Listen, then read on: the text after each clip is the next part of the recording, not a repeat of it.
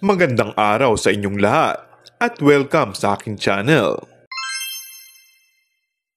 Nais patandaw na magkasama sina Kim Chiu at Paolo Avellino.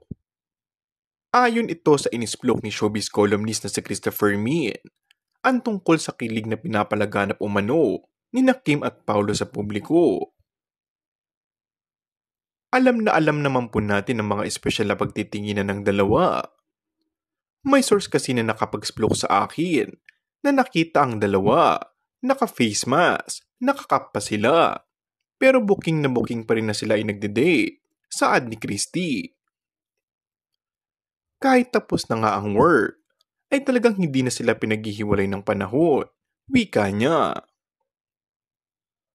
Ayon pa sa co-host na showbiz columnist na si Romel Chica, tila malapit na raw na makonfirm ni Kim at Paolo ang real score ng dalawa base sa mga ganap nito sa buhay.